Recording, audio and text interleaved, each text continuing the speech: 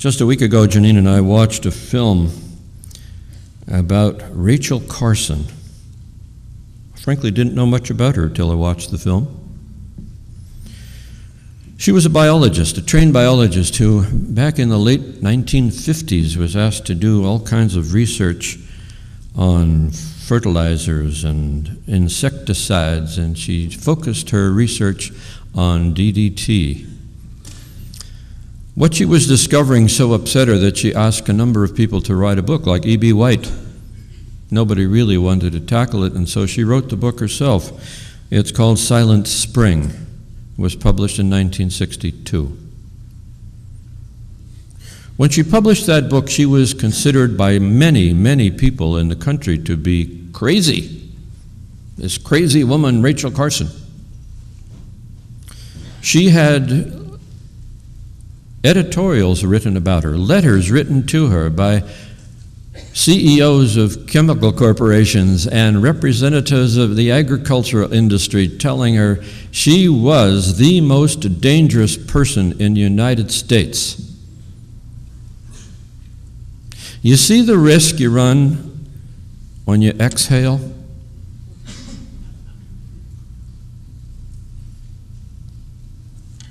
What does this mean? Do you really want to know?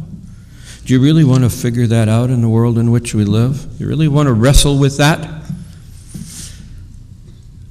What does it mean to be whose we are? You and I might get into a great deal of trouble if we take our Bible study seriously, if we're willing to take it from Genesis through Revelation. Consider how it develops, where hundreds of commandments become 10 or 5 or 2 or 1. We might be considered dangerous if we exhale what we have received, the unfathomable grace and unconditional love of God. But look at it this way. We stem from a family tree that has a parent known for walking on the edge, a one who takes the risk of identity theft, of giving away God's identity to people to use, the name, the credit card number, the social security number, right out there. The God who does not consider a lofty seat of honor and glory to be worth hanging on to, but empties himself and becomes a servant, even suffers death on a cross. The one who dies at an execution, ridiculed by political, religious, and military people. That's the nature of the God who adopted us.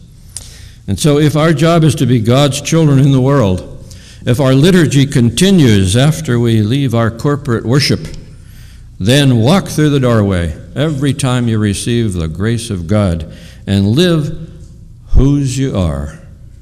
Just breathe in and breathe out. Go in peace. Serve the Lord.